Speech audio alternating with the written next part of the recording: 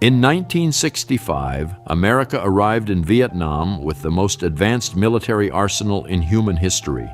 Helicopters that could deliver an army in minutes, rifles that could fire 700 rounds a minute, bombs that could erase a forest.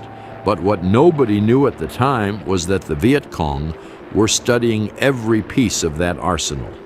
They were capturing it, copying it, and decades later, putting some of it in their national museums.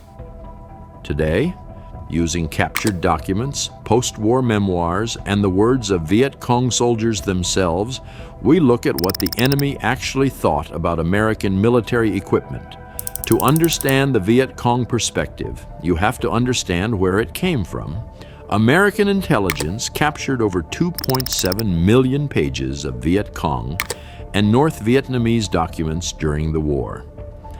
That archive, called the Combined Document Exploitation Center, is now housed at Texas Tech University.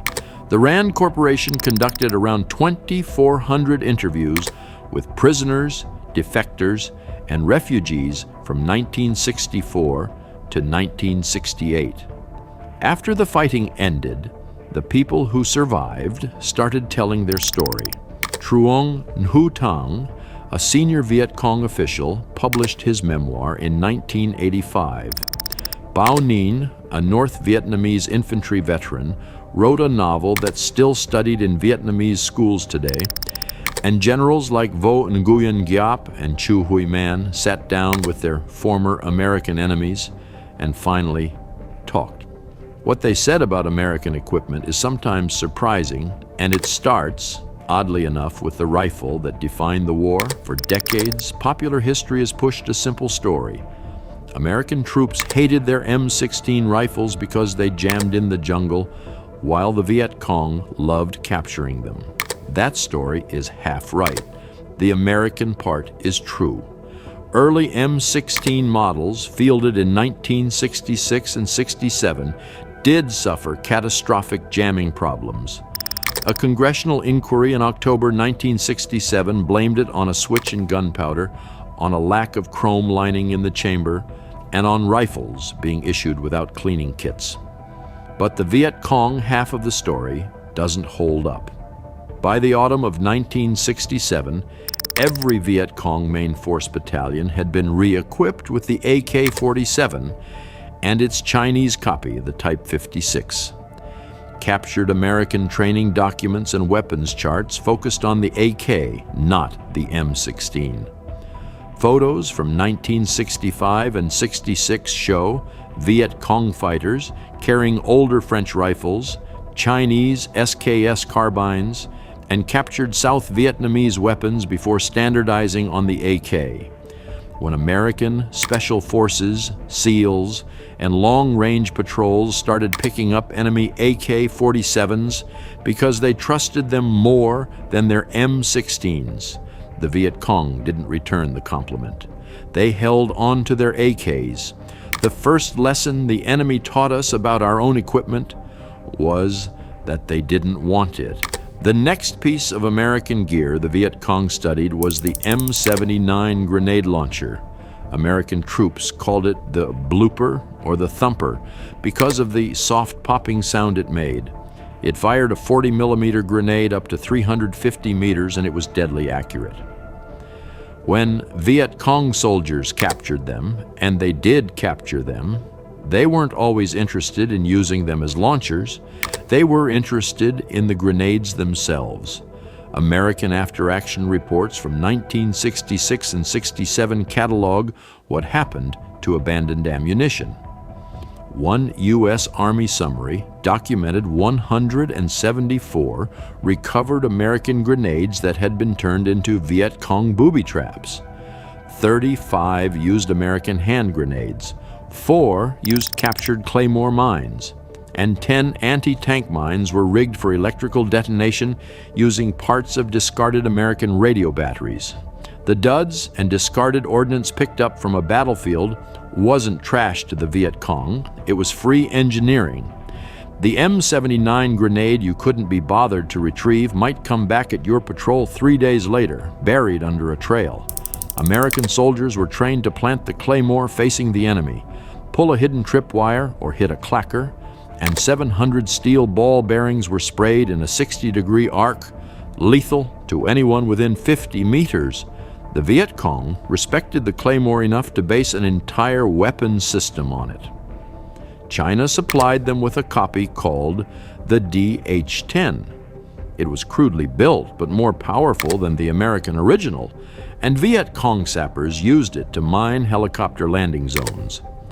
Captured wooden training mock-ups of the DH-3, a smaller variant, were photographed by American intelligence officers in the late 1960s. You'll often hear a story that Viet Cong scouts would crawl up to American positions in the dark, loosen the screws on a Claymore mine, and turn it around so it would fire backward when triggered. Veterans tell that story to this day. The truth is that anecdote almost never appears in actual Viet Cong documents or post-war memoirs. It's a tale that grew bigger in the telling. What did happen, and what is documented, is that the Viet Cong recovered American Claymores by the dozen, redeployed them in their own ambushes, and at one captured weapons cache, guarded their treasure with a double ring of M18 Claymore mines. If there is one piece of American equipment that defined the Vietnam War for the people fighting against the United States, it was the helicopter. Specifically, the Bell UH-1 Iroquois, known to American GIs as the Huey. The North Vietnamese Army and the Viet Cong called it something else. To them, it was the most feared sound on the battlefield. In November 1965, the U.S. 1st Cavalry Division landed thousands of troops by air deep into the Ia Drang Valley in the Central Highlands.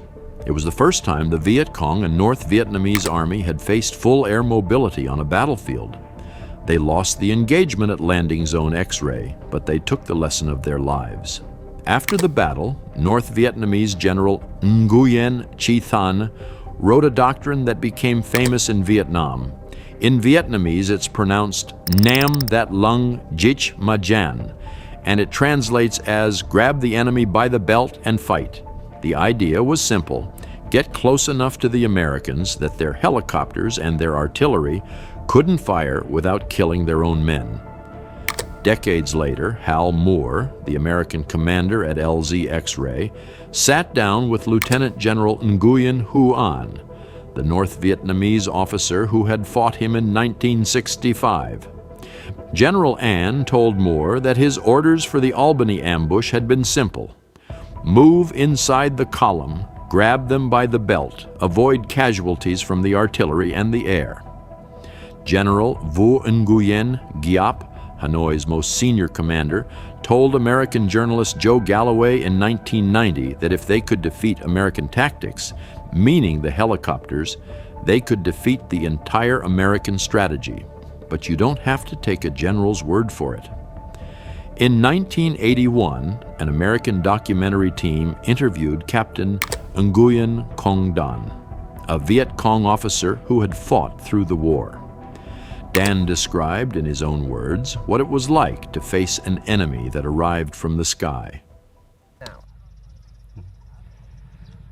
Trong lúc địch xuất hiện chiến thuật trực thăng giận đó cũng mới mẻ đối với chúng tôi, nên lúc đầu đó là địch thực hiện có kết quả một số nơi, xem như là đã đánh ở cái trận Kinh Dứa, rồi một cái trận ở Trại Loan, có cái thu đạt được cái kết quả, và gần nhất đó là đánh thiệt hại một cái đại đội chúng tôi ở vùng Hưng Thạnh, xem như là lúc đó cũng gây khó khăn cho chúng tôi, vì chúng tôi cũng chưa hiểu được cái tính năng và tác dụng của cái chiến thuật trực thăng giận này và thiết xa giận như thế nào.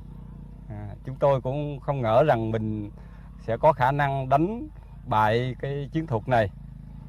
Nhưng từ sau khi chúng tôi có đánh các cái trận càn quét ở cái trận Cả Nai và cái trận Cầu Dông và cái trận Bồi Tường và cái trận Cầu Gián Sập, Và đặc điểm là trong cái trận cầu dông đó chúng tôi có bắn rơi là 3 chiếc trực thăng, gọi là chiến thuật trực thăng giận. Do đó cho nên chúng tôi cũng thấy rằng cũng giải quyết được cái khó khăn là sẽ đánh được.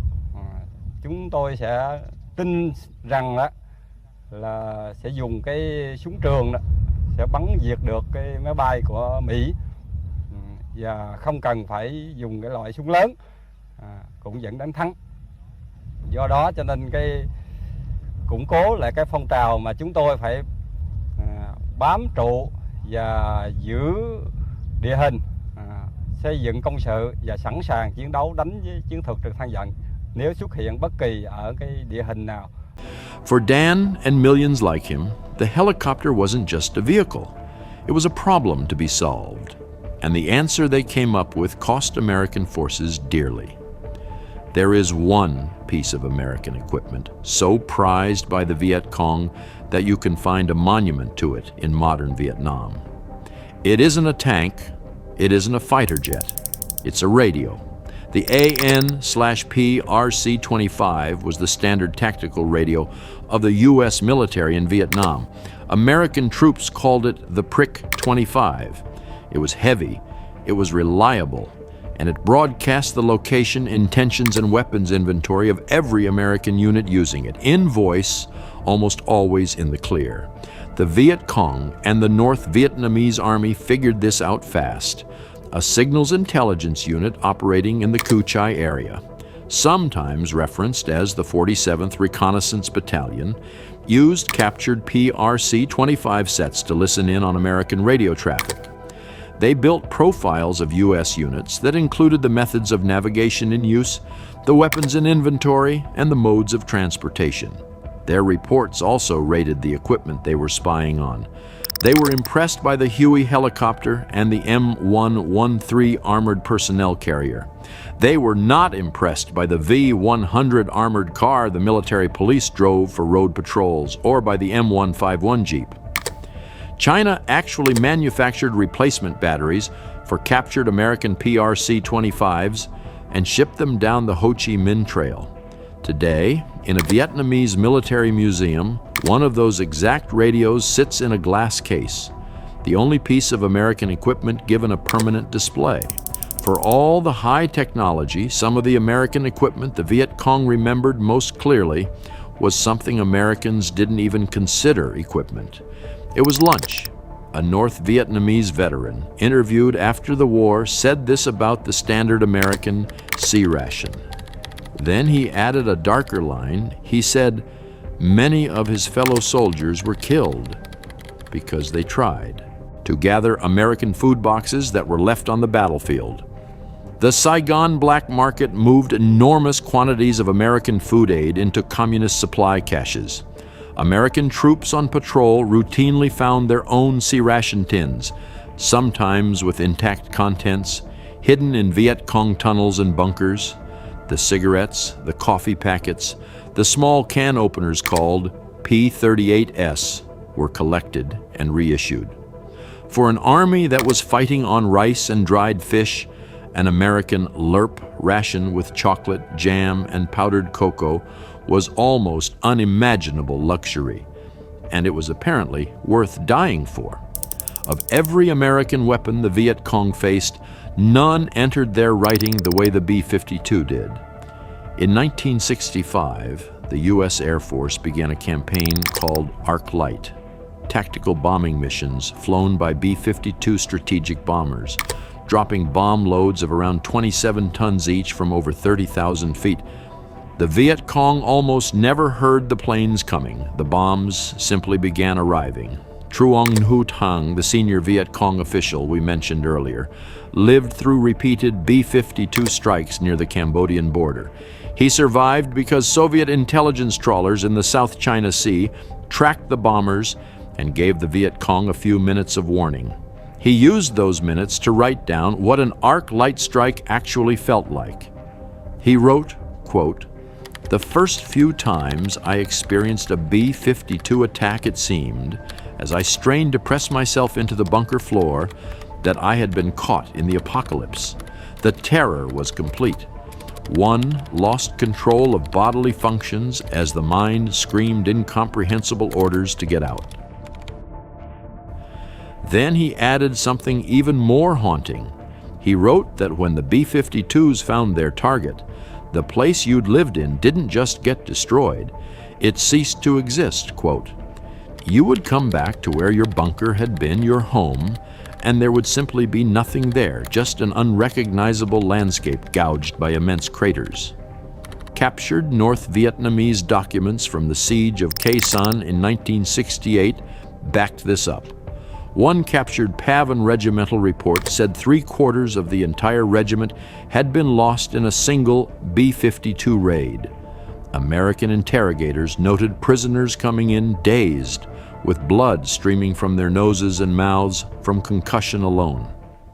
After the story of any war is told by the victors, but sometimes the truer story is told by the people who learn to survive. If you want the next chapter of this story, watch our breakdown of the Battle of Ia Drang on screen now.